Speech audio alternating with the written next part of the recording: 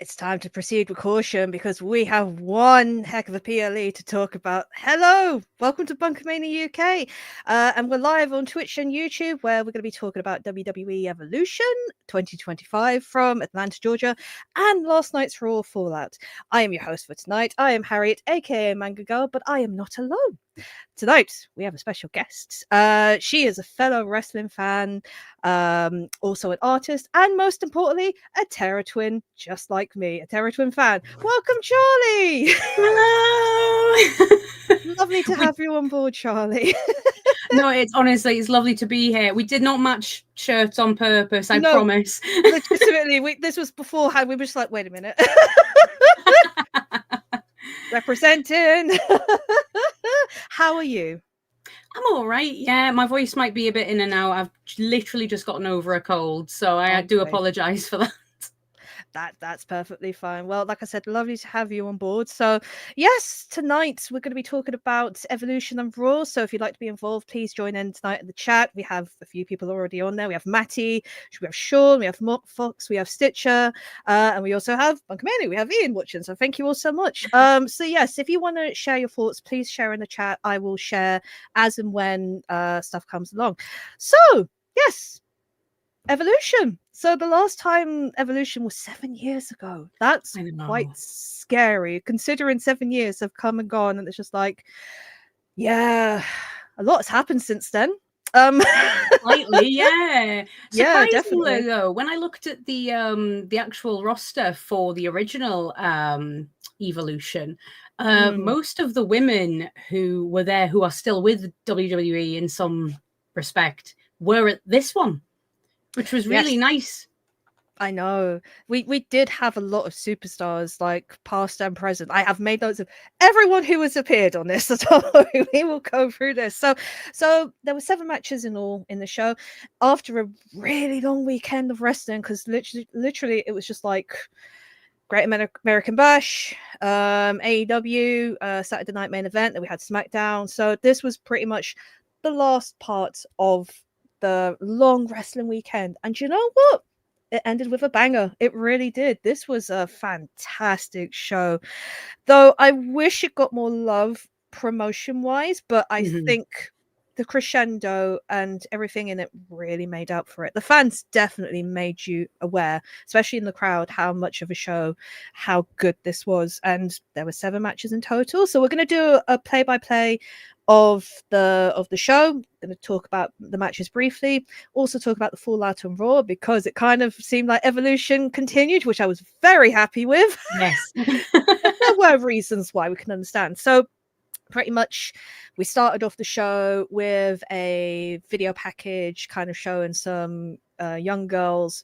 I love this video package, by the way. It was like young girls watching TV, had a Katy Perry song, and watching wrestling, like female wrestling, and them enjoying it and not feeling ashamed to do it. Because actually, first thing first, Charlie, because you're a fellow female wrestling fan, what was it like growing up being a female wrestling fan? Because you know, like for both of us, it probably might have similar experiences but also different ones. So before we start on the show, I would like to know. I mean, for me, it's a weird one. I really liked wrestling when I was younger. My brothers were all into it. I wouldn't say I kept up with it as much as they did, so I had no idea of any ongoing stories and things like that. And at the time, my favorite wrestlers were Stone Cold and Lita, and that was about it, because anytime I sat down to watch the women's wrestling, I kind of felt a little bit flat afterwards. As you can imagine, I'm sure you were in a similar situation, Harriet. It was when we were younger, it was very much an afterthought. Yes. And really so, yeah, and it was one of those things where I think because of that, I wasn't really able to keep up with it. I wasn't really able to keep the passion for it. And so I didn't actually get back into wrestling until about 2020. That's how long it took me to come back. My gosh, because so first of all, I want to say thank you for the bit, Sean, and thank you for the subscription, N64 Life podcast. You're fantastic. Aww. And also hello Jeremy as well, because he's joined in as well. So yeah, so I started watching wrestling when I was in the middle of secondary school, and it was an all-girls school, and that was not fun. I have mentioned this on the show a few times, but kind of I never really stopped watching wrestling throughout the time I've been watching it, because even though I couldn't watch a lot of it, I found out through friends or internet forums and stuff like that at the time. But yeah, kind of it's only been like the last 10 or so years it's kind of I felt comfortable being a female wrestling fan, because it's kind of growing up it was like you shouldn't really like wrestling and stuff like that. And Yeah, like 100%. but after WrestleMania and even AEW this year, even though I was kind of remarkably tired after watching it, it's kind of moments like that that make you feel proud to be a wrestling fan, because it's like you build up all these stories that you enjoy, because everyday life is not great, as we all know, and we need that kind of escapism. So yeah, I kind of feel it's good now to be a fan and going to shows. Actually, to be fair, at the crowd there was quite a lot of female fans in the You could crowd, which hear the yeah, difference when they were cheering. You could definitely hear that there was a lot more women in the crowd. there was, which was good. And we even saw so many signs. We actually talked about this before. There was one called Women's Wrestling Entertainment for WWE, which is incredible. I like the Yeah. one that said Bron fears Kathy Kelly. I didn't see that one, but that's incredible. You know, oh, that one made me giggle a couple of times during the night. Oh, that's a good one. That's very good. Yeah, so the video package pretty much showed girls actually playing with female figurines, because that was also another thing. I kind of collected figurines for a while. People thought it was weird because yeah, but as the collector in me, I like to do that sort of stuff. I've stopped collecting because it got vastly expensive, and it's like trying to find a Labubu nowadays. It's impossible sometimes, but it's like yeah, it was really a very good video package to start off the show, and it gave you the emphasis of like, yeah, go women sort of thing. It was really heartwarming, genuinely. And like I say, obviously for you, it sounds like you had a similar journey in a way to my partner, where he's been in and out of wrestling pretty much his whole life, and only in the last couple of years he's now refound his passion for it, obviously for different reasons. Like I say, for me it was like when I used to play a lot of the wrestling games with my brothers, and I'd make these Rhea Ripley-esque sort of wrestlers because I didn't really see many of that sort of wrestler then. And it was James reintroduced me to wrestling in 2020, started watching all the WrestleManias. And I think my first sort of real shock, to me at least, of this is what women's wrestling is now, was funnily enough during Becky's unpopular heel run with Bianca. Oh gosh, yeah. But like for me, that was so many worlds apart from what I thought it was. So seeing that video package of seeing these girls growing up with it, it was almost like me now feeling like seeing what it is like now. I do wish I'd stuck with it, but at the same time, going from what I saw it as to jumping all the way to seeing Bianca Belair, like, and she blew my mind. I'm so in. I just completely fell in love again, and so that video package was really, really special. It was, because it is an evolution of like when it was like women were kind of treated as somewhat objects, unfortunately, in the ring, but then it kind of grew to this now, and it's beautiful. It was very much the toilet break of the of the shows, unfortunately, back then. It was, but yeah, so that was how it started off with the show. Then Joe Tessitore kind of did his announcement like he did with Saturday Night Main Event, had his own little plinth away from everyone, and then announced Stephanie McMahon. So she is the woman who created women's wrestling, as they say. She invented women. Women, period. That was it. I did notice that she had, like, I don't know if it's new, but her theme has a bit of a rock edge to it now. I noticed that. I don't know if that's new, but I did sort of think, oh, is this Stephanie's theme? It's a bit more harder edge than I remember. I know. So she kind of came down, spoke to Joe for a bit, and talked about various things. Her match she was looking forward to was the Naomi Jade match, was probably one of my favorites I was looking forward to as well. Yeah. Then moved on to Michael Cole and Wade Barrett announcing. So they have had a very busy few couple of nights, kind of Saturday Main Event, and then Evolution as well. Though I will say Wade Barrett was on fire for most He of was it. incredible. Do you know what? Genuinely, I wasn't sure if it would be him, like you say, because he'd literally been there on the trot. Yeah. I was so glad it was. I love Wade. I think he's one of my favorite commentators, to be honest. I need to highlight this, Giraffe, for me. You could say Stephanie's theme has evolved. Oh. We need a sound effect. We need But I have that on my stream. I don't have it here. And also, Matty, Steph created women. Yes. So yeah, and they kind of feels rockier. That's it. So I think also one thing they did mention, mentioned Sasha Banks, because obviously they were talking about the first evolution, and obviously she was one of the ones who had one of the main matches of the night. So I was just like, ooh, interesting, but also kind of good that they mentioned that. But yeah, so we started off with the first match, which was the triple threat for the Women's Intercontinental Championship. So you had Becky Lynch, Bayley, and Lyra Valkyria. And I have to say, I didn't mean to laugh, but when Lyra couldn't get her wings to open up walking down the floor.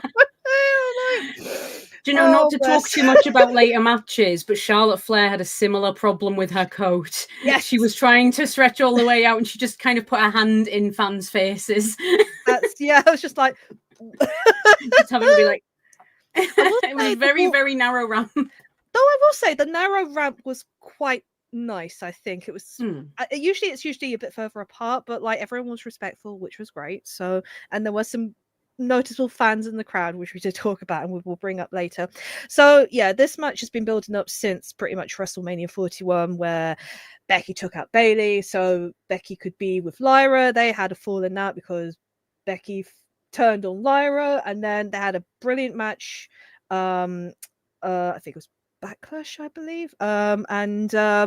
Yeah, and this match was really good. This was like the first time they've had a triple threat between the three of them, because it's been slowly building up now for a couple of months. And Becky's been great as of late in regards to her heel work, and it's kind of it's been amazing. So yeah, the match was really good. I think it was the second longest match of the night, but honestly, it didn't feel like it. It actually felt great. There was some great moves on there, like Bayley's elbow off the top rope to the submission move to Lyra, the sunset flip bomb. Oh yeah. My favorite though was the roll up at the end. Was just honestly, I was nearly on my, like, I was sitting there watching, like I said, because I knew I was doing this, so I kept rewinding little parts where so I really liked that. I want to see that again.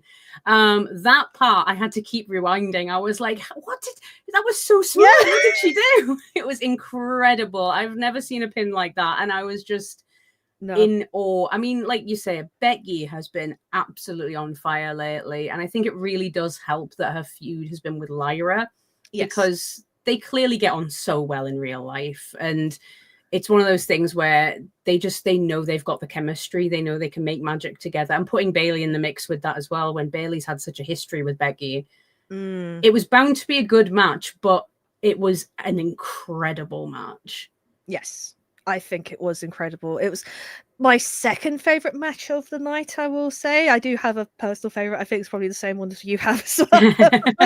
But yeah, the rose plant and then the pin, where I think she kind of put Bayley in a backslide and kind of took the pin that way. But the way she did it, she kind of rolled over her and then pulled her over into the pin, which was so good. So it's kind of it's a good way, and obviously this continues, but we'll talk about this after. This has continued on to Raw, which is good, because I do like the story, and it's been a great story building up to it. I still feel bad for Bayley though, because it's kind of it's weird. Bayley is so good, but unfortunately I feel like she runs the risk of being one of those good hands in wrestling who they know they can stick anybody in the ring with her and it'll be really, really good. But unfortunately, that means she'll never fully get like another big push. I hope that's not the case, because she is fantastic. I'm hoping that this means something further on for Bayley. Even though, don't get me wrong, I love the Lyra and Becky continuing this feud, because they have been absolutely on fire since WrestleMania Night 2, like, honestly. But I feel that for Bayley too. She's fantastic, and she does deserve something else to stick her teeth into. She does. Also, I think, well, N64 Live mentioned it earlier. So happy Lyra is getting over, because I was seriously worried, and I think I did mention this in a few shows ago. I was worried about how her having the title was a bit damaging for her, because it seemed like nothing was sticking. But then when this happened, it was just like, right, okay, we have something, we're going to go with it, and it's continued to flourish, which is great. So yeah, I am looking forward to the match at SummerSlam, I will say, and no doubt there'll be something that Bayley will get involved in, because I don't think that's over with Bayley. No, it doesn't feel like it. Not after a match like that, especially. Like, you feel like if Bayley had been sort of like, she didn't feel like the third person in the match, if that makes sense. Like, sort of stuck in between Lyra and Becky. She very much felt like she was a main player in this match too. And yeah, like, Becky's current heel persona, I feel like, will work with so many different people, because she's just so dislikable, and I love that. I love that about her right now, because I like I say, Becky was one of the wrestlers who really brought me back into wrestling. So it's really nice to see her having like a heel turn that's actually a likable heel turn. And I like the fact that her and Seth still share the same wardrobe whenever they come down to the ring anyway. I literally said the same thing. I said the exact same thing. As soon as she walked down the ring in that big fur coat, I was like, she's stealing from her husband's wardrobe again. Or vice versa. It looks like some of the stuff Seth wears, he's borrowed from her, because it's like, well, they are married, so why not? The heels especially. The heels have got to be hers. Exactly. There was a couple of really nice little moves in there, though, like you say. Like, I really liked, it was very short and like blinking you'll miss it moment, but it was Becky's little reversal of Lyra's DDT when she managed to sort of spin her into the stairs. Like, that was a lovely little moment. I loved that. And like you say, it was just, there was so many cute some cool little moments in there, but it was such a fast-paced match. Like, really was to start it off as well. Like, it was going to be hard to follow. Oh god, yeah. And so it all really good show. The women really had a chance to shine, which is great. It wasn't a case of like one domineering the other. They had it equally. So throughout the majority of the show, we were introduced to people who were sitting in the audience. So this was part one. So I have written everyone who has been in order. We had Ava, who is the general manager for NXT. We also had Mark Henry, which got a massive pop. He got a huge pop, and he wasn't expecting it. No, which is great. I really want to go. You've seen one of his DJ shows, haven't you? I have. I've been to yes. Oh, what is it? What are they called again? It's the Sweet Chin Music. I have been. Yeah, I've been to one of those. It was fantastic. He was brilliant. I would love to go to one of his shows one day. It just seems good. But yeah, he got a huge pop, which was great. And then suddenly we heard out of nowhere. So I'm just going to go over here when I shout this. Excuse me. Then suddenly I was just like, oh no, she's back. Yeah, I had that exact same reaction. I was like, I hope this isn't going to be a whole segment, but luckily it wasn't. It's just a little, It was just a little like her with the mic. Yeah, Vicky Guerrero. So it was pretty much her with the mic and then giving high fives to everyone afterwards. Oh, poor Mothfox. I was going to say, I saw Mothfox saying they had earphones on at that point. That is, oh no, that was a mistake. I was watching this. So I was watching this through my TV, which is very rare, but because I've been off work this week, I've been able to do this. But I had to turn the volume down when she came on.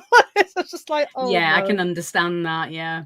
Because my parents would be like, what's going on next door? So but yeah, and then we moved on to the next match. So this was the NXT match. This was the Women's World Championship with JC Jane and Fatal Influence with Jordan Grace. So at the beginning, which I didn't realize because I didn't watch the pre-show, Jordan asked Blake Monroe, who has recently joined NXT WWE, for her to be in her corner. And straight away I'm thinking, this is not good. I know how this is going to end. But she was just like, sure, okay, why not? Because Jordan said, I don't have many friends here and I kind of trust you because I had a match the night before and everything seemed hunky dory. Yeah, I've had one match with you, so now we are friends. We're best friends. Oh dear. Yeah, and as Dekker Dane says, well, that's not ending well. No. It's the typical babyface thing, isn't it? Of being so incredibly trusting of people immediately. He is. Yeah, so JC won this championship a couple of months ago because Stephanie Fakir is now part of Raw. This still shocked me that she won. I'm not gonna lie. It's just like, No, even the way she won, especially, yeah, it was just kind of, but to be fair, this was an okay match. So it's kind of, JC really went full on trying to take down Jordan because obviously Jordan's a lot bigger and stronger than JC, and also she actually had, she had fatal influence to kind of help her a bit in this match. But there was a few things like she just went for her neck because Jordan's neck was injured a while back. Then the twisted, the sort of twisted hanging neck breaker she did on Jordan that looked pretty brutal. It really was. I think there was a couple of slips, but JC really carried on, which is good. So I mean, I watch NXT now and then. Sometimes I watch it through highlights, but she has grown to be quite good. And I have always said, like, the NXT women's division, I mean, a few months ago was incredibly strong. It's still strong, I will say. It's fantastic. It's really good. I mean, you have a whole pick of people, coming in and out. I mean, look at Julia and Stephanie. Like, pretty much once they arrived within a few months, they're now on the respective SmackDown and Raw brands. And no doubt Jordan, Julia's champion, and Stephanie's got a championship match coming up as well. It's exactly crazy. It really is how quick everything's just kind of got to a point where it's moved incredibly fast. So yeah, this match, it was okay. It wasn't my favorite match of the night. It kind of ended, the shenanigans began when JC kind of asked the women to kind of either distract the referee and grab the title belt and throw it in, and then shenanigans. Yeah, exactly. I think what didn't help the ending, and I will put the commentators on blast here for a sec. Yeah. They sort of made it seem like when Blake hit Jordan with the belt at the end, they sort of made it seem like, oh, she accidentally missed, she was going to hit JC. But it was very, very clear from Blake Monroe's face that she had done it on purpose. This is it. Yeah, it was kind of like, even Michael Cole, was it Michael Cole or Wade? No, Michael Cole was doubting it, and Wade was like, I don't think so. I can't do a Wade Barrett impression. Yeah, no, it's fine. No, it was Michael. He was he was like, oh no, that was an accident. And it was just sort of like very clear on Blake's face it was not an accident. Yeah. So it was a bit, I felt like, obviously, they sometimes do this to like misguide you, but the way Michael said it was so casual, it seemed like he genuinely thought that that's what was going on. Exactly. And usually it's the other way around. He'd be the one saying, how dare she do that sort of thing. But for Wade to correct him was kind of, okay, this is we'll come to that later, because I've got a couple of things to say about Wade Barrett correcting Michael Cole later on.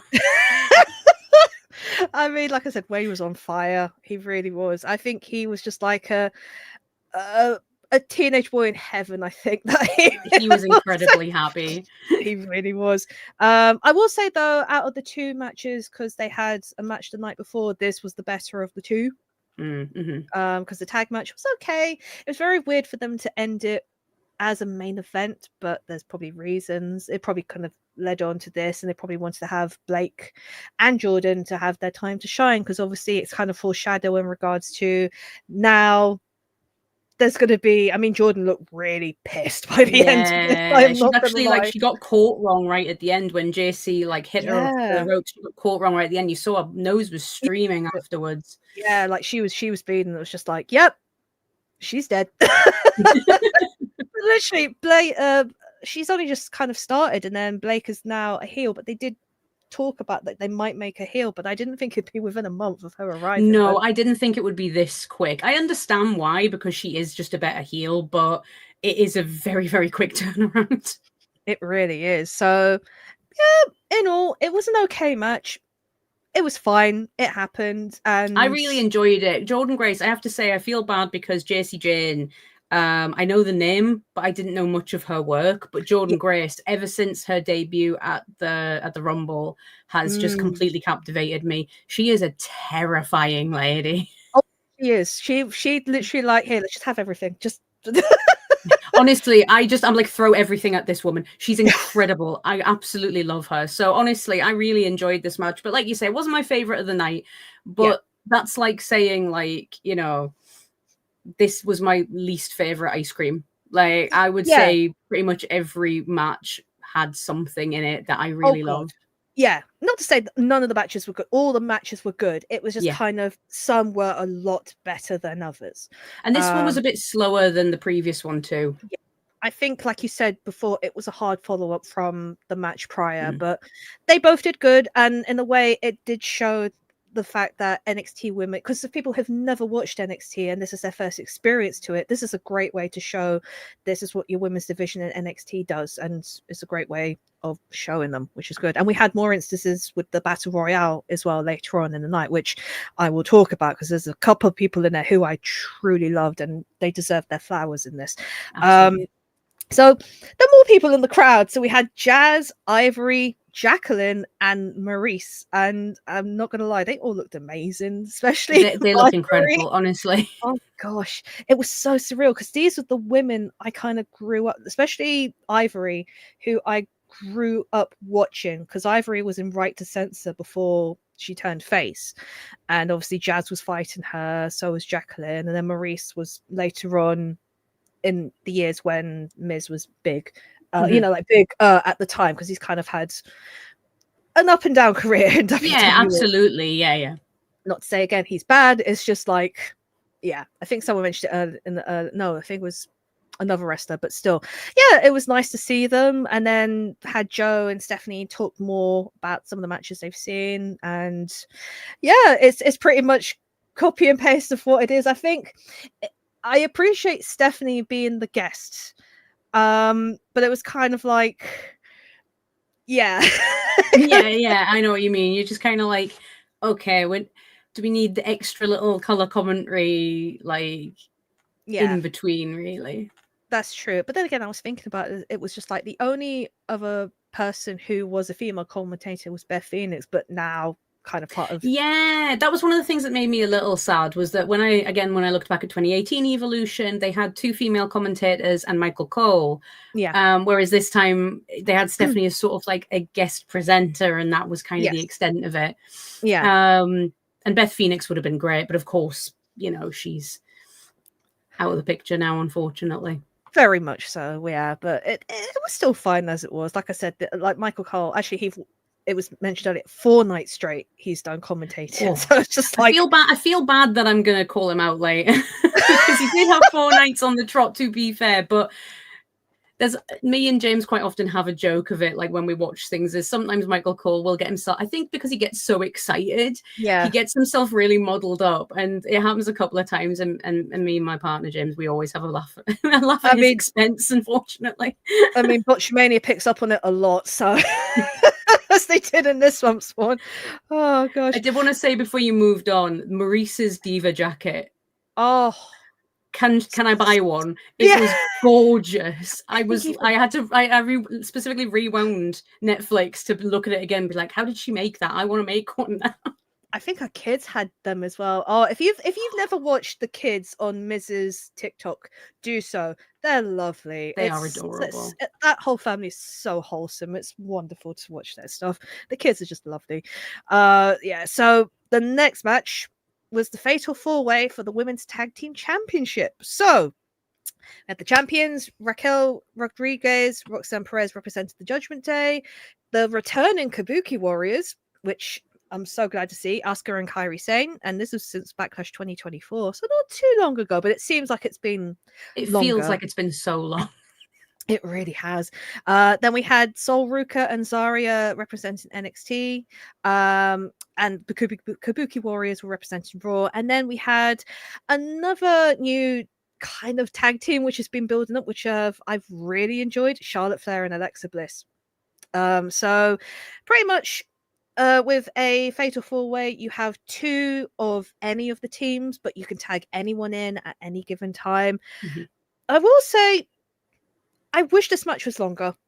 It was kind of a bit too short for me, but one thing I did really love at the beginning, before everyone had come on, was Kyrie and Asuka kind of vibing and dancing to everyone's intros as they were coming on, which is Yeah, I really saw fun. that.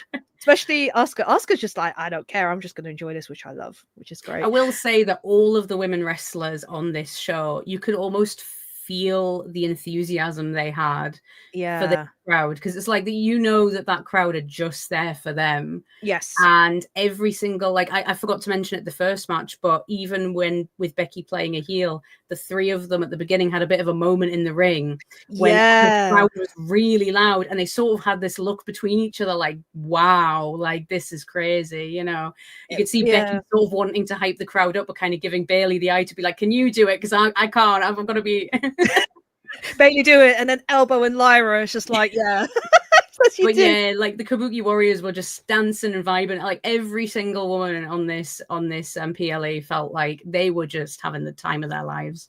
And deservedly so. I will say though, one of the chants I think at the first match was "This is wrestling," and I was just like, that really got me too. It took me a while to realize what they were saying, and again later on, that chant started again for what I think you're going to say is your favorite match. And I just, that really got to me as well. Yeah, I understand.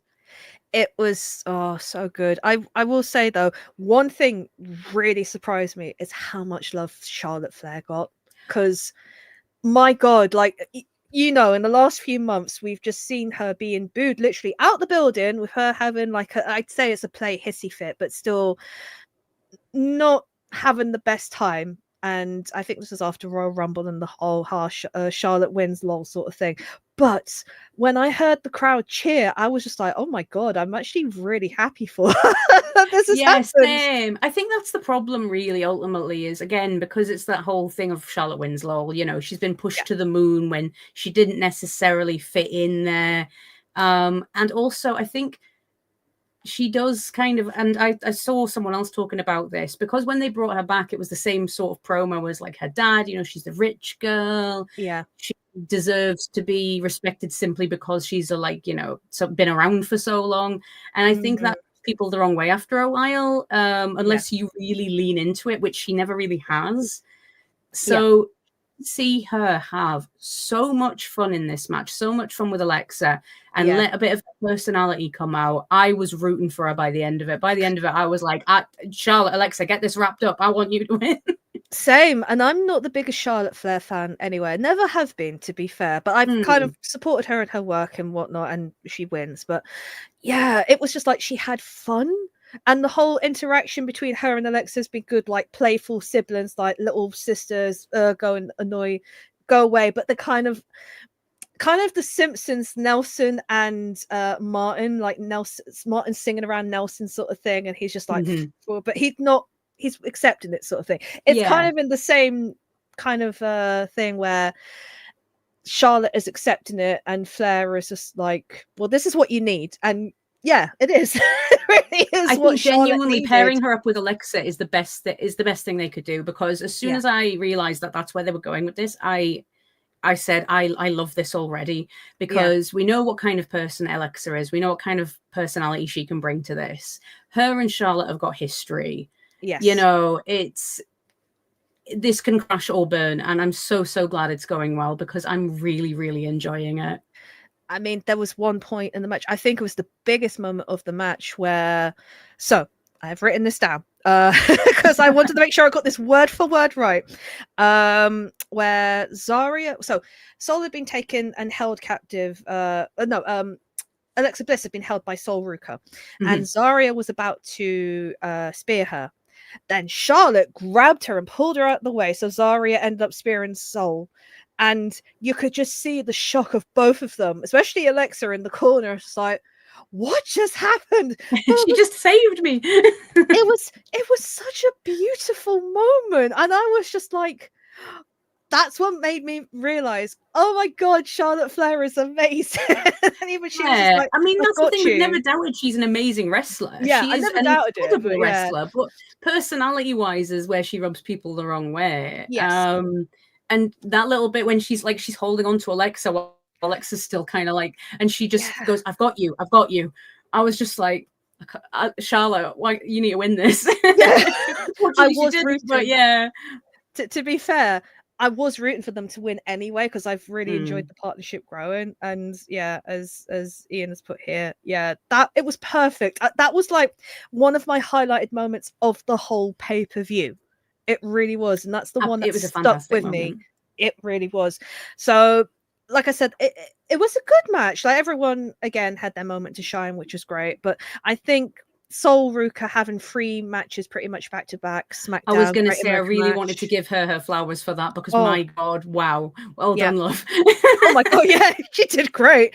And then Evolution. So Raquel got with the Tahana bomb, one-handed, 1, 2, 3, boom, straight. The retaining champion still wins. So I mean, I like the story. Sorry, carry on, Harriett. No. I was just going to say, I mean, it kind of makes sense for them to win, but I was really sad that Flair and Bliss didn't win.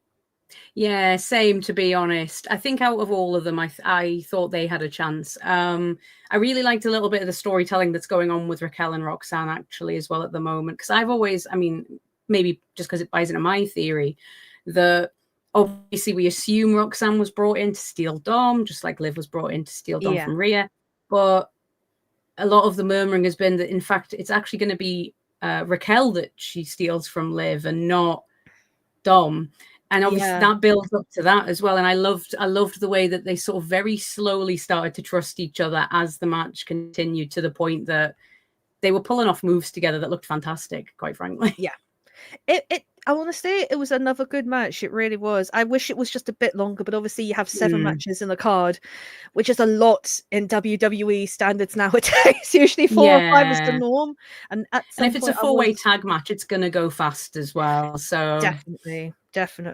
So yeah, it was a good match. I enjoyed it, and then moved on to more wrestlers because why not? Because it's quite good. So now we had Tori Wilson, Melina, and Molly Holly. I love Molly Holly. Yeah. I was just so happy to see her because I loved her and the Hurricane when they were together, like as a partnership. It was so cool. So it's really nice seeing all these wrestlers. I mean, Melina I've seen a lot on other shows, and I've really grown to like her as well. And yeah, it's just awesome just to see all these classic wrestlers. So again, went back to Steph and Joe because, you know, have the old interaction in between. I think this was the last time they spoke actually for the night. I think it was, or at least maybe I skipped the next bit. I mean, quite possibly. I mean, the next match again wasn't the best match of the night. It was for the women's championship with Tiffany Stratton versus. This one was a lot shorter than I thought it was going to be. A lot shorter. It really was, and I think also because there hadn't been, I think out of all the storylines, this is the only one that didn't really have a chance to flower or blossom, because it was kind of, Tiffany was like, oh, I picked Trish. Okay. You know, there wasn't much to it apart from a couple of interviews. But to be fair, like Trish is like, this is her 25th year in the business. So well, again, it's like you were saying, you've been into wrestling this whole time, but for me, she's one of the few that I do actually remember from when I was into wrestling as a kid. I remember liking Trish and Lita, and that was it really when it came to the women's roster. I mean, to be fair, when they debuted the main event for the first time, and being a young wrestling fan, it was just like a dream come true. I'm not gonna lie. And what a good way to start it off, really. Yeah, so this match, it was okay. I mean, Trish really held her own, especially when she did the Stratisfaction onto the apron. She hasn't missed a step. She was absolutely fantastic. And her ring gear, oh my god. Well, to be fair, most of the ring gear all the women were wearing was just so good. But yeah, I wanted to mention it in the last. I wanted to mention in the last match. I was confused by Asuka's because it was very different to what she normally wears. It was like a full bodysuit, and I was very like, is it a reference to something? Because obviously Asuka being Asuka could be a reference to many things. But yeah, I was very thrown by that. And I was also going to mention that Tiffany's costume, I wonder, I'm not obviously can't say 100% because, you know, I sadly don't know Tiffany Stratton as much as I'd love to. But I wonder if her gear was a reference to Trisha's unfortunate lingerie match, because she wore the sort of famous red lingerie, and that was kind of what Tiffy was wearing. That's a good shout, actually. I never thought of that, because yeah, I think a lot of the ring gear tonight was inspiring. I think in regards they knew they had this ready, so they had everything and ready to prepare for this, which was good. But yeah, Asuka's ring gear did confuse me as well, because it was just like she just bought. I don't mean it's unkindly, but like the last show when she was in Saudi Arabia, it kind of reminded me of that full body suit then. So 100%, I had the same thought.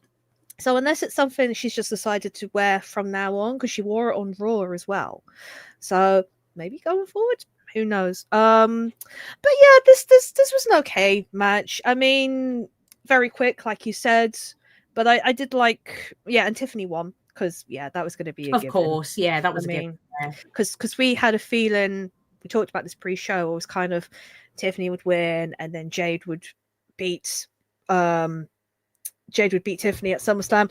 Stuff happened. We will get to that. Believe me. It's oh my word.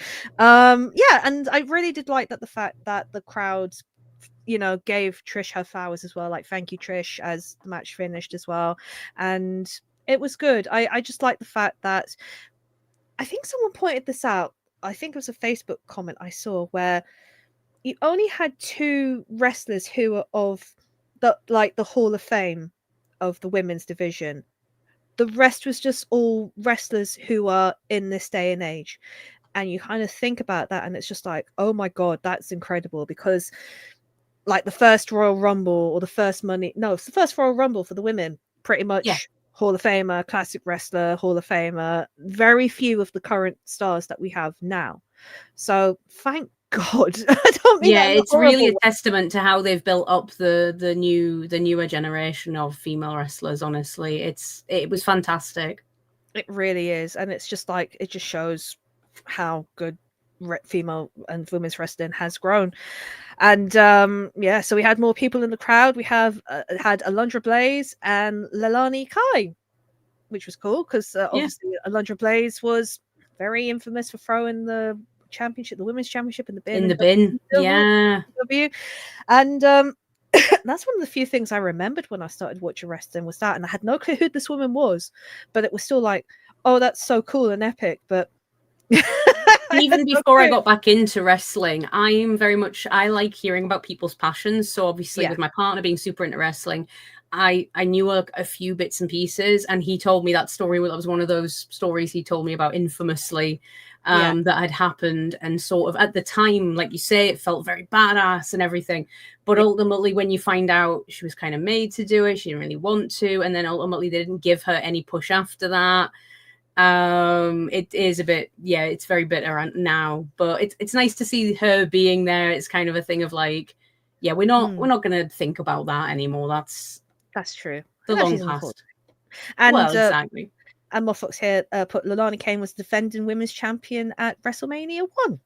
So there we go. That's crazy. I know, we've had 41 now. Oh. I'm the same age as WrestleMania. That's quite sad.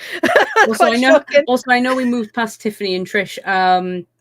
One of the things I did like in that match was that Tiffany was getting pretty nasty in that match, which I'm glad is a nice reminder that Tiffany isn't necessarily a face. Yeah, like in a real sense, like the way she stole the belt and the way she keeps defending it is like, she is very much, I would say, a switch in terms of, she's a tweener, definitely. She really is, because it's like, I think she's great as a heel. Fantastic as a face. I'm trying, but like you said, I think if she's a tweener and a heel, it would be so much better. Even like in the chat, it's like N64, I want Tiffy to be they're all Tiffy heel. I agree completely. Heel. Yep. I mean, she started off the match literally by slapping Trish Stratus around, and I was like, "Whoa, weren't you two friends like 2 seconds ago? Like, what's going on here?" Spit went straight out of her mouth. That's a hard sheet. It really did. Anyway, sorry, you were in the middle of the next segment. Oh no, that's fine.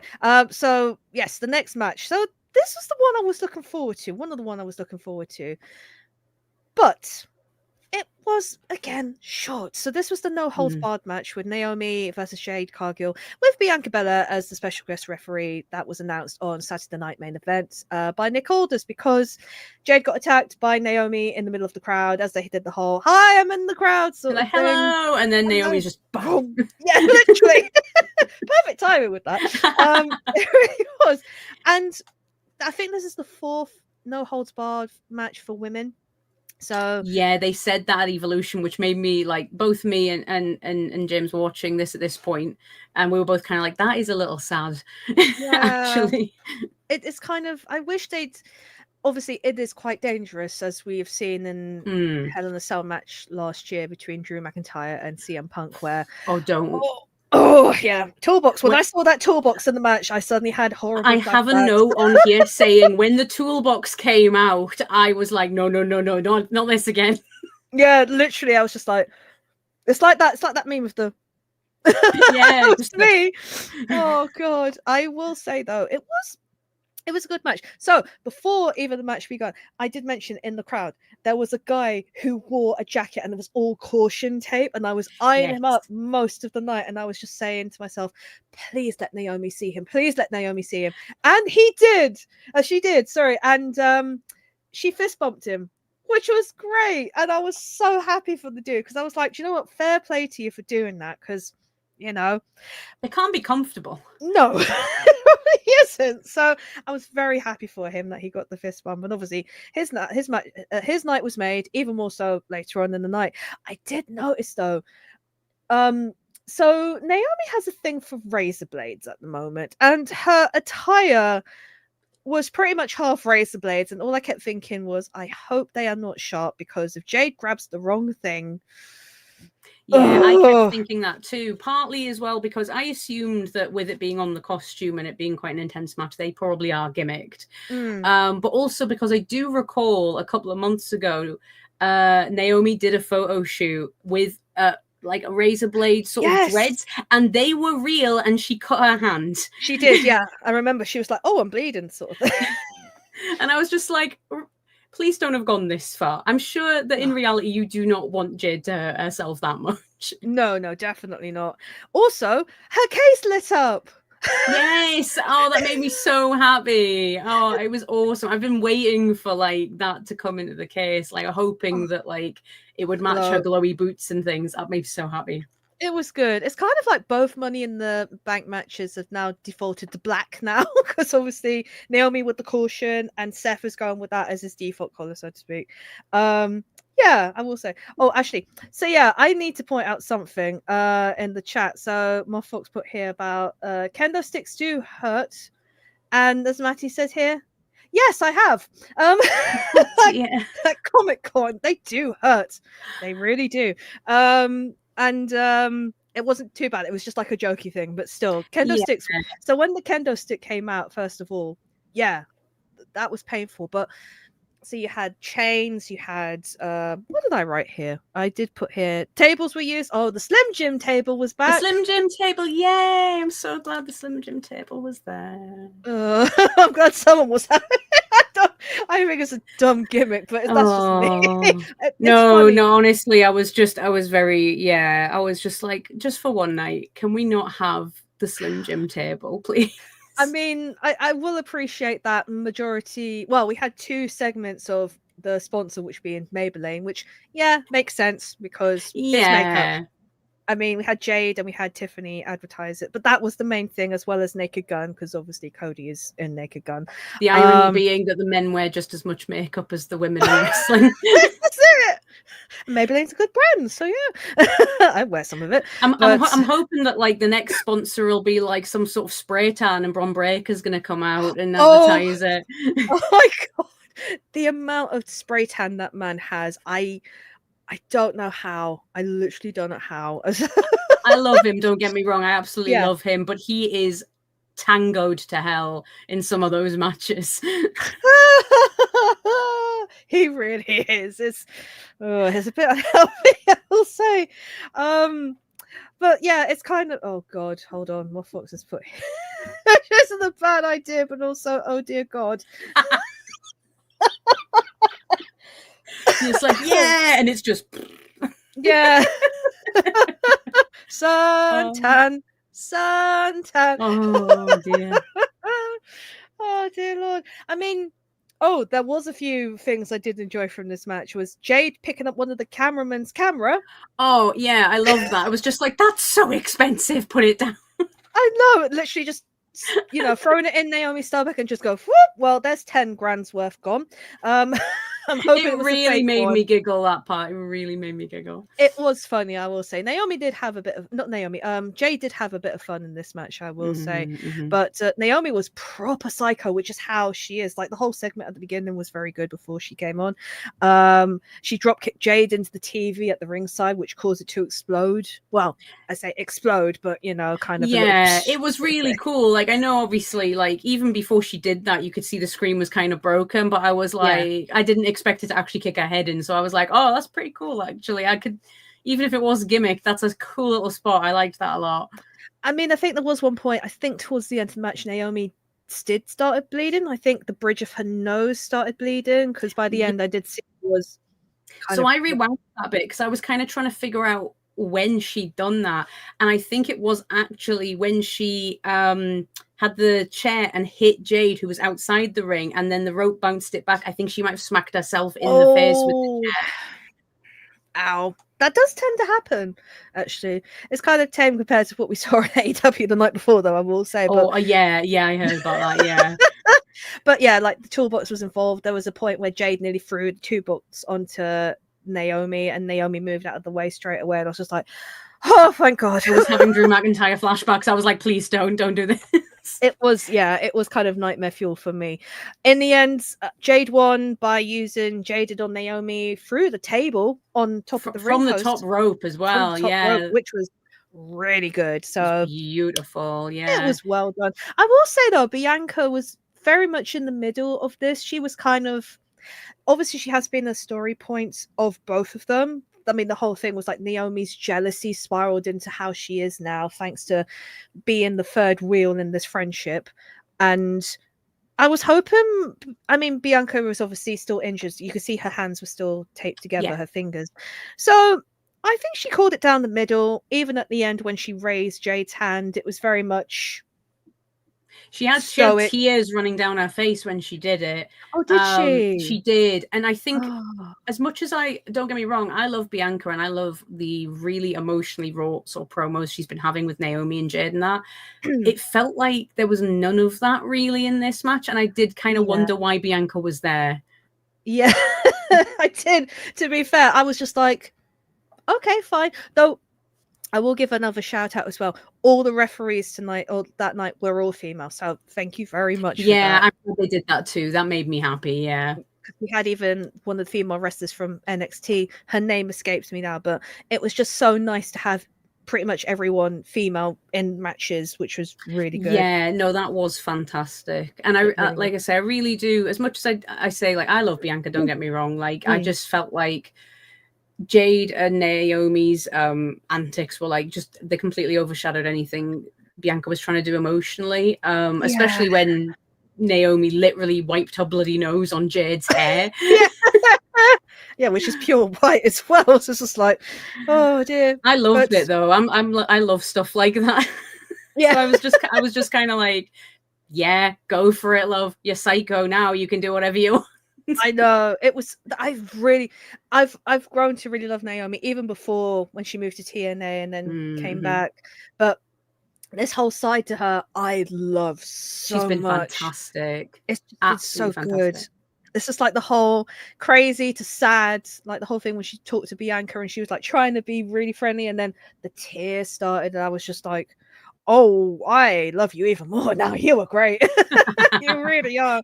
I have to say I'm glad, because I was worried when the whole storyline was happening. I thought, oh, it's going to be Bianca for sure. She's going to be an amazing heel. I've seen some of her heel work. And when it turned out to be Naomi, I was a little bit, I will say I had a bit of trepidation. I'm so glad I was wrong, because she is bloody fantastic. She is. So I think this story is now null and void. I think that's it. I think now Jade will go on Tiffany for the title. Bianca will still recover. And we'll see from there what happens on Raw, because things have changed a lot. But yes, the next match. So we had the Women's Battle Royale. So we had 20 women from each of the divisions, from NXT, SmackDown, and Raw. In order, we had all these lovely wrestlers. We had Nikki Bella, Chelsea Green, and the Secret Harvest, so Isla Dawn and Niven Piper, Natalya, Maxine Dupree, Jada Parker, Lash Legend, Lola Vice, Zelina Vega, Kalani Jordan, Tatum Paxley with Izzy Dame from the Cullen, B-Fab, Michin, Ivy Nile, Candice LeRae, Nia Jax, Stephanie Vakir, and Julia. Now, I will say this. One thing, Wade Barrett calling Devil's Kids bouncy bouncy really took me off guard at one point. And I was just like, well, I know what he's looking forward to seeing, and it did happen twice. So oh, honestly, we've said it a couple of times already. Wade was on one. He really was. He really was. I will say this though. 2 highlights. Well, one in particular, it's already been mentioned in the chat. Lash Legend was I saw Matty type that, and I was like, same. I remember seeing some of Lash Legend's NXT stuff. I've seen I've watched a lot of clips of her. She is incredible. Yeah, she is. And I did love the whole thing, her stood next to Zelina Vega, and I was like, oh my. It's like that meme of like the person looking down and then the person looking up while they're walking with each other. It's a new TikTok thing, I think. It kind of reminded me of that. Honestly, I just love that they had to have that moment, considering how tiny Zelina is, bless her. I know. Though Zelina got her revenge against Julia by knocking her out, which is I was happy about that, yeah. I was as well. Also, where is my notes? Kalani getting her Kofi Kingston moment. That was fantastic. I was quite sad to see the Coven go out so quickly. Like, I know obviously Nia is supposed to be like this, you know. Yeah. Because you know, this massive imposing force. But I was quite sad to see them. But it did allow for a really cool moment for Kalani Jordan, definitely. Yeah, definitely. I did.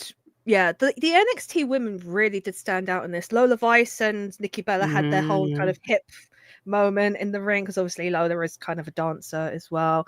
There was some good stuff in this. I mean, obviously, because you have 20 women in the ring, a lot happens at the same time. Yeah, it really does. It kind of ended up, one of the repercussions was Raw with Nikki Bella and Chelsea Green.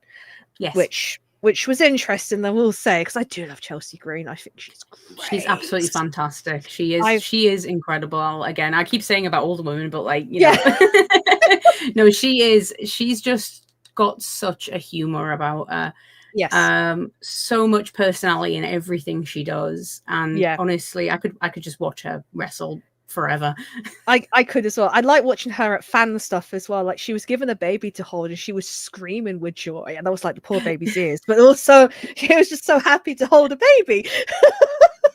And she loves when people cosplay as her as well, which which is great. Oh, if I could, I would cosplay as her, because her outfit is just amazing. Oh, you should, because like, I love her hats.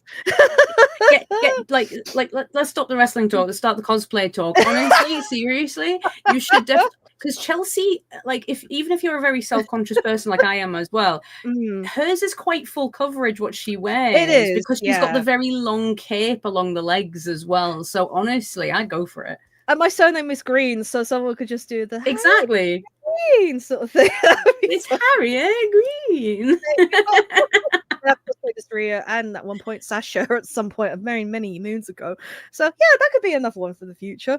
So we had a couple of Devil's Kisses. The one in particular that stood out was on the ring when it was just Stephanie and Lash Legend. What a way to do it, on the apron, and then literally just go, bye Lash. Off you go. It was fantastic. I mean, as soon as it was only those two left, you kind of knew it was going to be Stephanie. As much as I love Lash Legend, don't get me wrong, I knew at that point. But there was a couple of things in that match that were it was a very fun match, I think. Like overall, there was some really fun spots. You had like Julia and Stephanie faced off at one point. And you think this is something this is a big match down the line for sure. Yes, I think Matty's put it here. Oh, wrong one. Barring instance, Fakira and Julia will be in WrestleMania respective. Absolutely. Yeah, I have a feeling. 100%.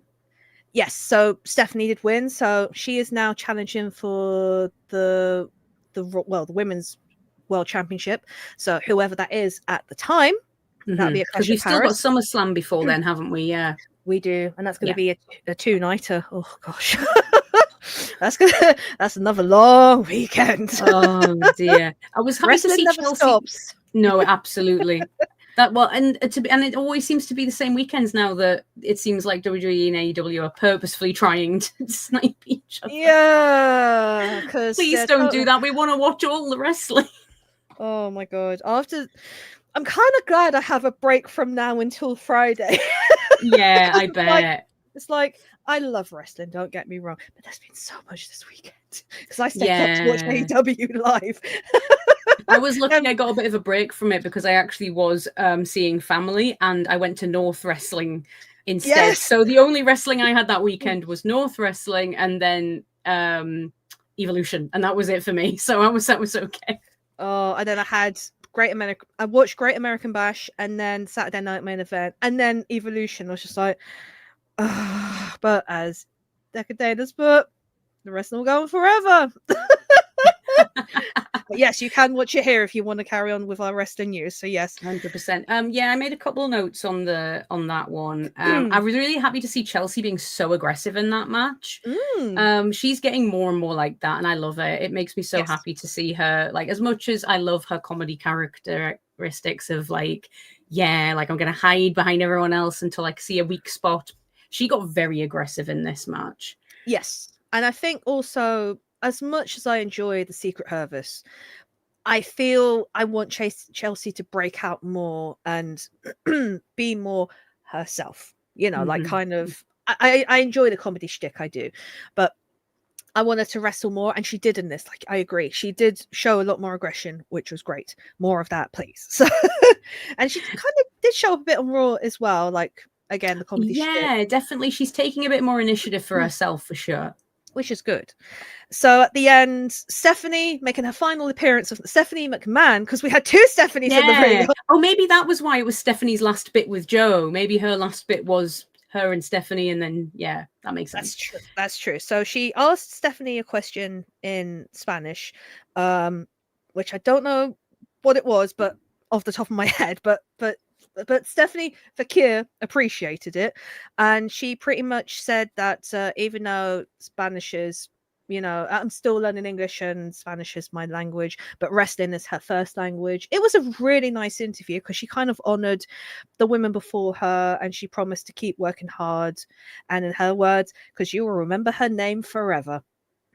And it was lovely. It was beautiful. You could see she was very, very emotional during it as well. Yes. She is the future. She's an incredible. Her, Julia, you have also Jordan Grace as well. Like I said, absolutely. The women of NXT, they are slowly progressing to be incredible legends. Even the roster we have now, like Rhea Ripley, and we'll talk about her in a minute. And it's just incredible how much work this is built to. And it's right. You will remember her name. And like, the audience, thanks to Booker T again. as soon as Double Kiss. There's not many things we can thank Booker T for of recent years.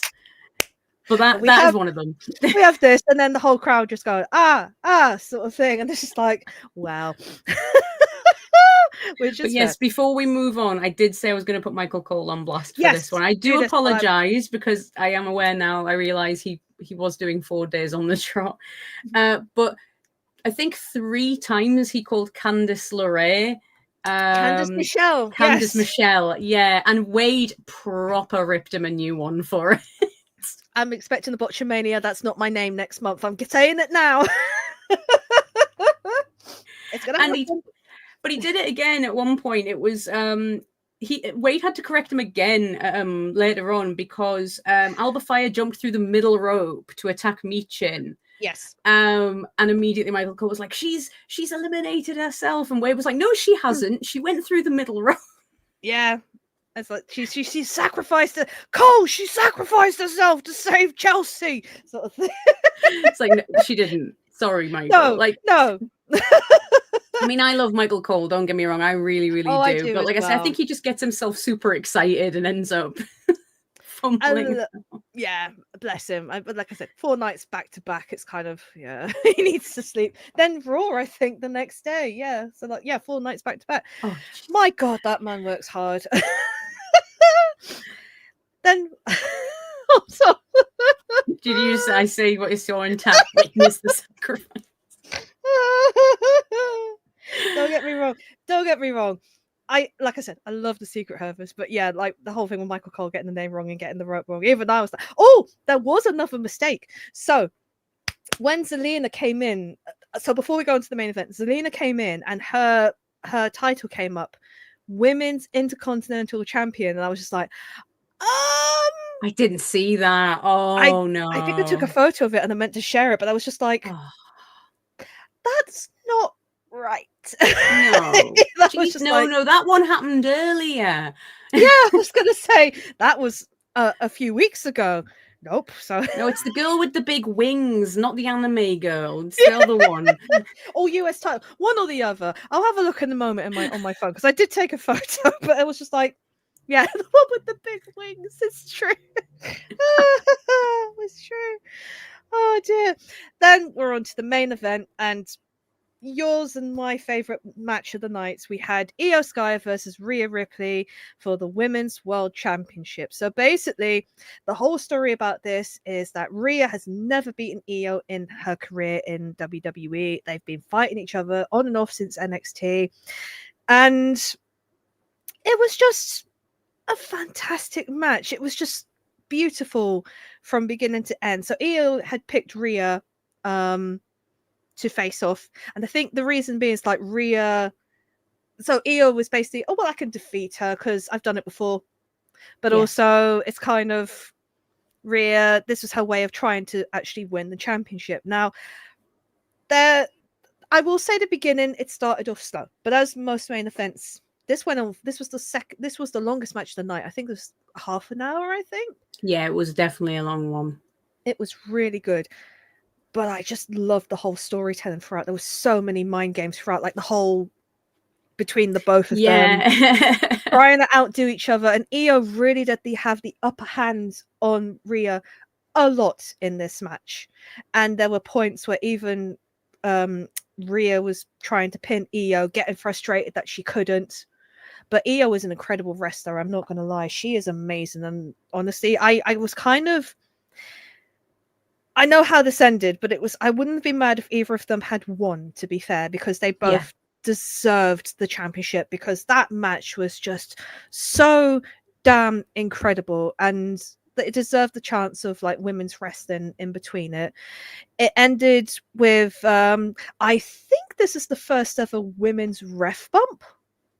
I think, I'm not certain, but it was interesting as well that it was, rather than it being anything malicious, it was a complete accident. It was pretty much a complete accident. So Jessica was knocked out for a good, I'd like to say 5-10 minutes of this match, because they just carried for a nap.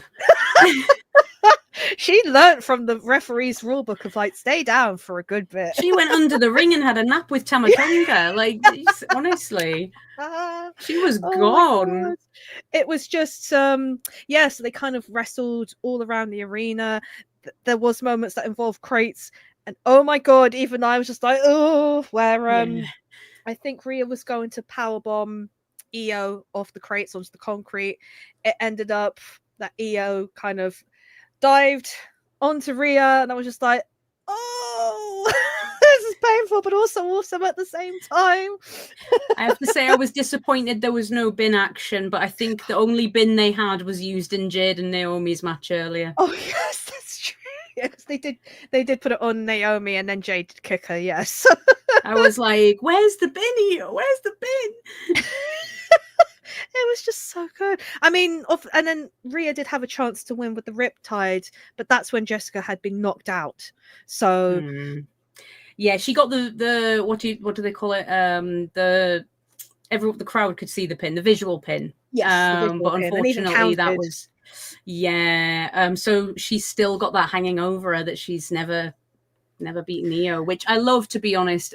Like you were saying before, I would have been happy if either of them had won this. Yeah. But in my heart, I wanted Iyo, even though I'm a Rhea girl. Yeah. I love Iyo I love Iyo so much, and I would love to have seen. I want to see that be something that Rhea has to fight for in her career. Yeah, I do, and I think it's a good way of keeping the storyline going, because even Rhea said on Raw, she's like, I still have this list of I've never beaten Iyo, I want my championship, and now you're on my list of which we're going to get to now, because we had a shock, which we were not expecting. This was the biggest curveball of, I'd say, the year, actually, to be fair, so we always thought that Naomi was going to cash in on Tiffany, which would make sense because she's got a history with Tiffany, and they've had their feuds in the past. So of course, why would we think any different?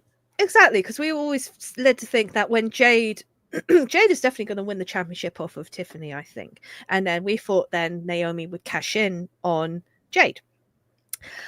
No, that didn't happen. Instead, she cashed in on this match.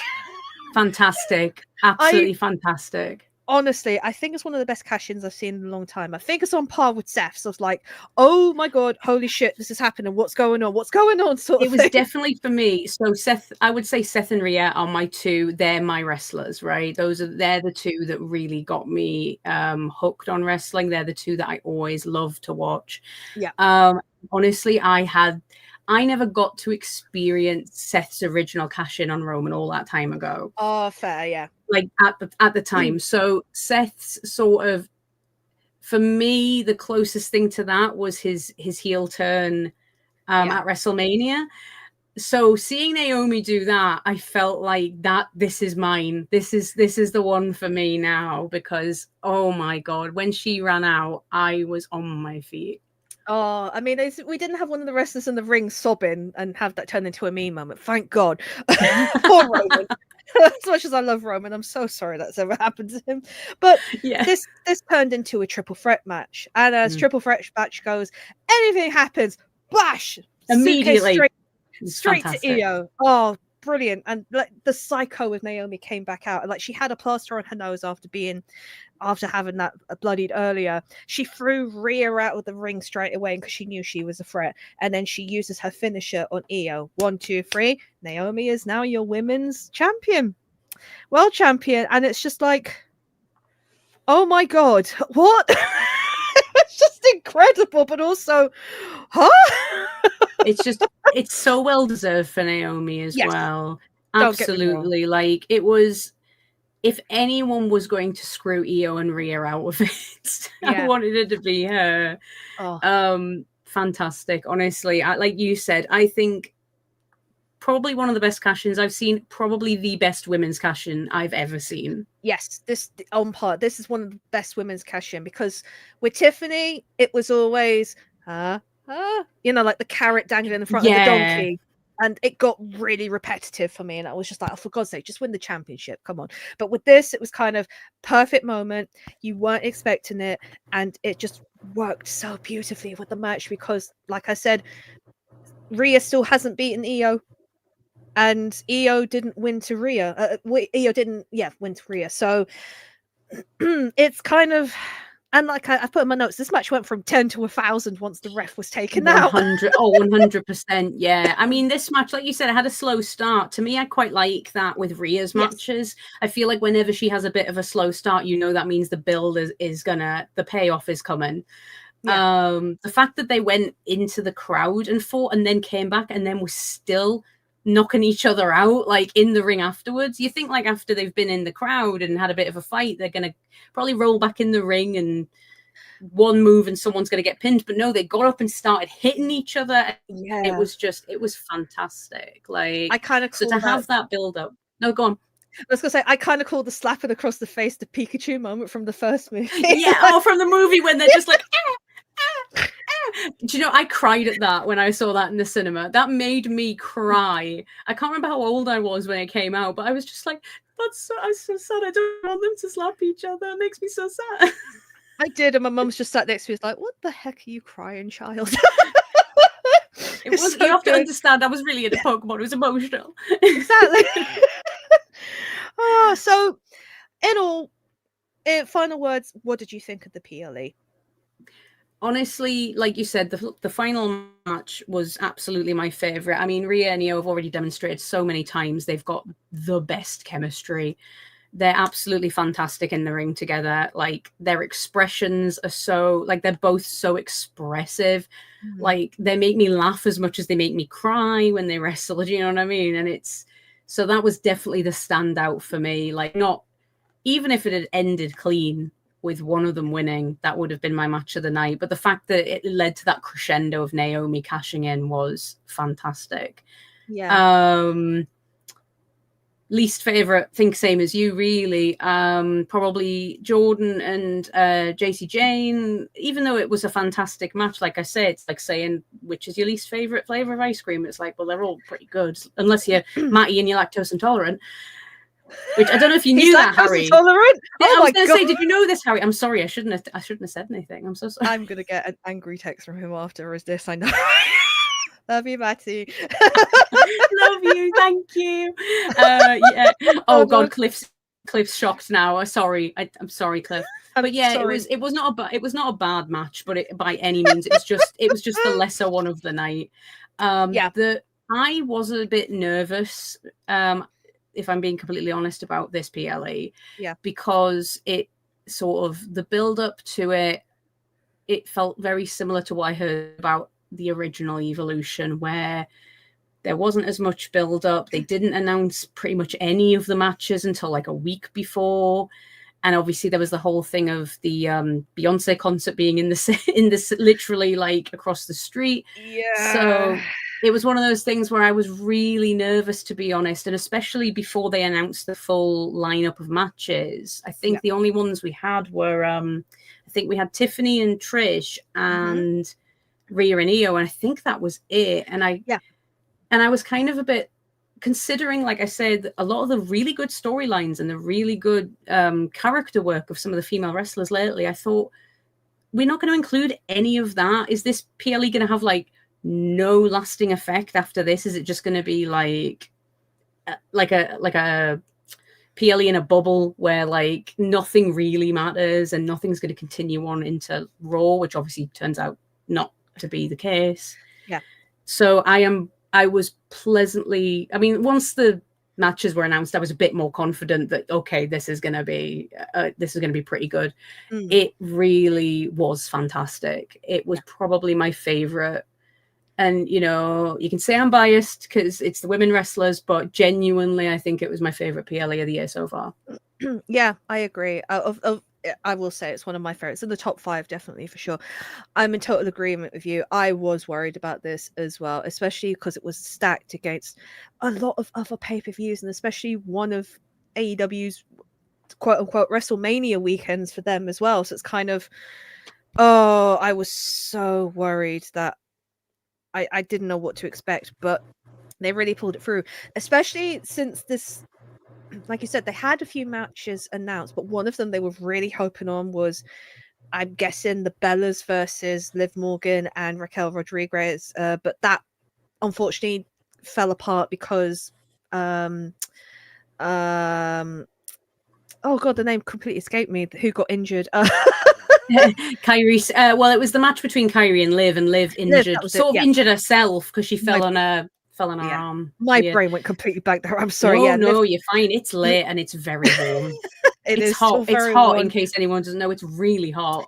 It's so It was Liv, yeah. So Liv got injured, and I think they pretty much had to wipe the board with everything and start again. So I am glad that Nikki got involved, because obviously she kind of somewhat kick-started the whole promotion behind that.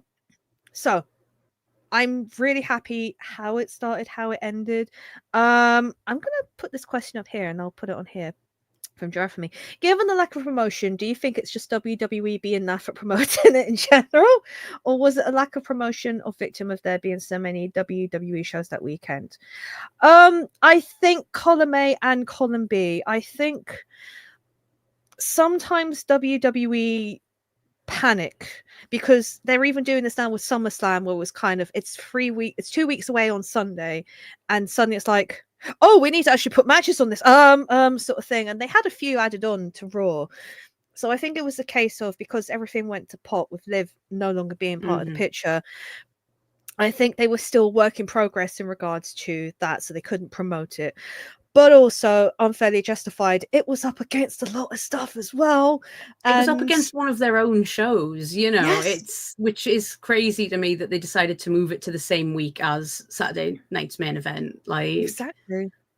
It was just crazy. But as the crowd proved, and I think it has been written that it was a success, and I think even Moffat said it was end up being a sellout, deservedly so, because absolutely. I'm not being funny, and I cannot stress this enough. Female wrestlers deserve as much credit as the male wrestlers in wrestling, because they work goddamn hard to do what they need to do to entertain people, and it's deserved that they have these pay-per-views. Now, I'm not saying have it every year, because sometimes it can tire, but I think women should have more matches. And we'll move on to Raw in a minute, because the first hour and a bit last night was all women again, and I was so goddamn happy. Fantastic. It was so good. It was just like, this is what I grew up wanting, and we said it earlier, and I was just, oh, it just pleased the child in me, like growing up as a wrestling fan, because like being teased and taunted for liking wrestling, heaven forbid, because you're a girl, and I just like, no, I'm going to continue liking wrestling, and this is the reason why. It's shows like this and things like this happening that make me really happy to be a wrestling fan, and more specifically a female wrestling fan, because they work so hard at what they do, and I'm so happy that they got the love, and they got their flowers in the show last night. And this was a really good pay-per-view. It really was. It was fantastic. And it was genuinely one of those things, like you say, for you especially, you know, you were into wrestling as a child, and it was one of those things that, you know, you kind of singled out for. Yeah. For me, coming in as an adult, it felt strange, because again, a lot of what I saw was a lot of guys talking about wrestling. And then I started to discover on Instagram and on like, I don't have TikTok, but you know, it still gets recommended to you. It does, yeah. a lot of female wrestling fans sort of being very open about their love of Yes. it, and talking about it, and it really gave me a little bit more confidence to be like, yeah, no, this is somewhere that I can be. This is somewhere that I have a place. And but the biggest thing for me is the female wrestlers themselves making you feel like you belong here too.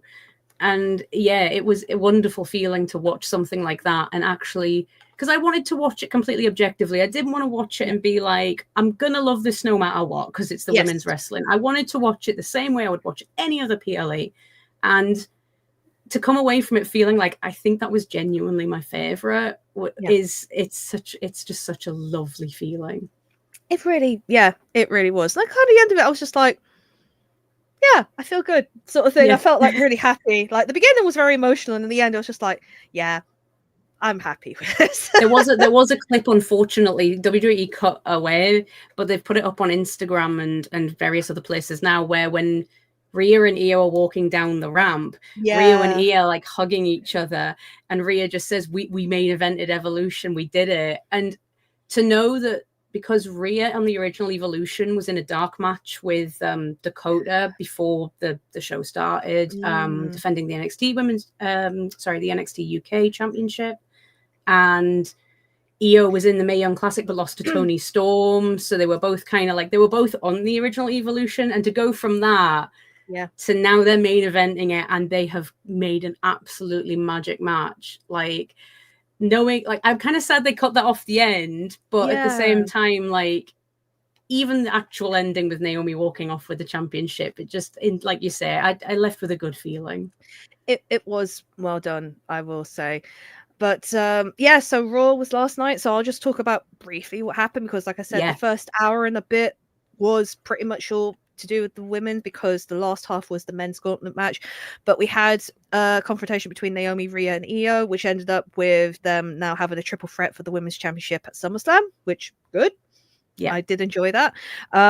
Then there was a 2 out of 3 pins match between Lyra and Bayley, which I watched this at the gym earlier. I watched first half of this at the gym, and I really enjoyed this match. This really carried on their rivalry from their past few matches. There was even one point where Lyra hurt herself and Bayley was fighting as if, like, should I really be fighting her? And kind of having those inner thoughts, but then continued to attack her. And Lyra won with 2 pins, and now is going on to face Becky for the championship, for the Intercontinental Championship at SummerSlam. So that's another match added on. And that will be fantastic. We know that'll be fantastic. Oh, God, yeah. I mean, the past matches have been so good. I don't know who's going to retain. I think the build-up will lead to that. So we also had a couple more matches. We had a tag match between Raquel, Roxanne versus the Kabuki Warriors. Now, I'm not going to... I mean, the Kabuki Warriors pretty much dominated this whole match, but Dominic Mysterio, being the annoying bastard that he is, came out and somehow miraculously was better to interfere and disrupt the match, and ended up getting a good kick in from Asuka, which did lead to another good promo between him and AJ, which I've truly loved in these last few segments. I have loved the build for that. Definitely. It was, honestly, I watched that little clip, and it's AJ in the corner just please. So funny. So funny. I love it. It was so funny. And this was as they were leaving, so obviously they've done their matches and left. And the final women's match of the night was Chelsea Green versus Nikki Bella. So this was in retaliation to Evolution, where Nikki speared Chelsea and then eliminated her in the ring. Though there was a bit of a tete-a-tete between Stephanie Vakir and Chelsea and the Secret Herbalist at the beginning. And Chelsea was saying, like, oh, I should be representing because I'm Canadian, so I'm guessing French Canadian, because she can speak a bit of French.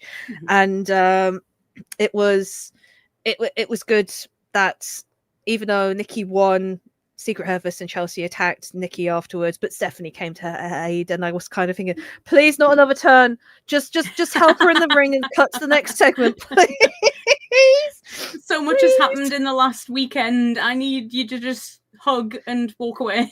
Exactly. Also, there's another thing. Why were they on Raw? Where's this roster split? Yeah, I thought it was interesting enough that now Naomi's on Raw and she's sort of wiped her feet of Jade and Bianca. Like, great, cool. But then Secret Harvest turns and I'm like, who is on where now? I'm so confused.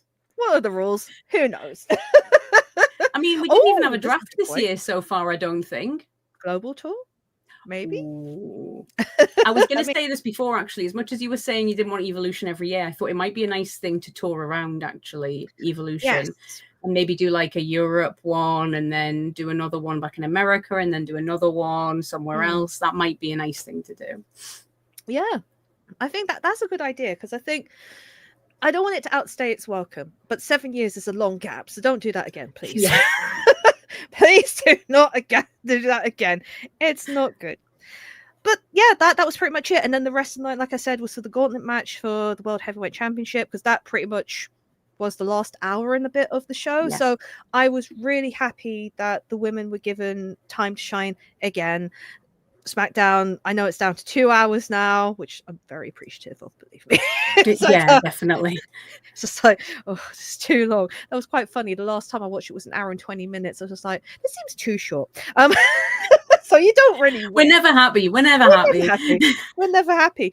But yes, that's the review for WWE Evolution and the fallout from Raw. So yes, so I have everything written down. I'm hoping I can get this in one take. Probably not. I apologize. So No, you're fine. You've been brilliant. So we'll be back again. Like I mentioned before, SummerSlam will be a 2-night event. So we will be discussing that when that happens, which is in 2 weeks' time from Saturday. So actually, that's a good point there. 2-night Rumble? Maybe, I don't know. We'll see, Matty. We'll see. But yes, where am I? I need to pay attention. My ADHD is kicking in. So yes, if you want to know when we go live next, please click the follow button on Twitch and subscribe and like the video on YouTube. It is free to do so, and we'd be very appreciative if you do. We also have other reviews on there from previous PLEs, pay-per-views, and movie reviews as well. And then yes, so you'll know then when we go live with our SummerSlam review, which will probably be the weekend after, because we'll have a lot to process for in that. We're also on Blue Sky as well under BunkaMania UK. But before I go, we will do before we go, we'll do a shout out, and I'm hoping I'm going to get this right now. So, Charlie, where can people find you? Hopefully I get this right. Nope, wrong. Nope. Goodbye. Now there I am again. Charlie, instead of this, I will talk amongst yourselves. There we go. Charlie, where can people find you? I mean, mainly down there, yeah. So I'm an artist. I'm a digital and traditional artist, so I post a lot of that stuff on Instagram. I sporadically stream on Twitch. It's pretty random. If you want to know when I'm going to stream, I would honestly just follow me on Twitch, because I never know. It's always when I've just got a free weekend or a free afternoon. I tend to stream either art or just talking about the various things I'm obsessed with, like anime, wrestling. You know, half the time I end up saying I'm going to do art, we just end up chatting for like 2 hours. So, but yeah, if you want anything from me, any art, or if you just want to come and hear me ramble, then Instagram and Twitch at CharlyVonKarma is the best way to find me. There we go.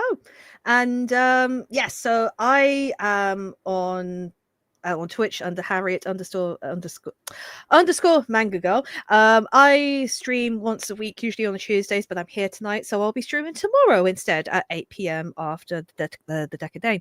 Teeth, Harriett, put them in. You can find me on Blue Sky as well under Manga Girl 232. I usually post when I do my streams, usually a few hours before. And you can find me on YouTube where I do various reaction videos. And yeah, so that's been a show. Thank you again so much for joining me, Charlie. It's been a pleasure to have you on. Honestly, it's been a pleasure to be here. I can't thank you enough for having me on. It's been wonderful. It really has. Thank you so much. And thank you for the team for letting me have a chance to do this, because it's very rare I host these things. So I hope I did an okay job. I'll probably be told afterwards I did, but I'm always so nervous and self-doubting of myself. But yeah, hopefully, yeah, that's pretty much it. So yes, so that's it today for BunkaMania UK, talking about Evolution and the Raw Fallout. I have been Harriett, aka Manga Girl, joined by CharlyVonKarma. Until next time, let the women's wrestling continue to be awesome. See you later. Bye, everyone. Bye.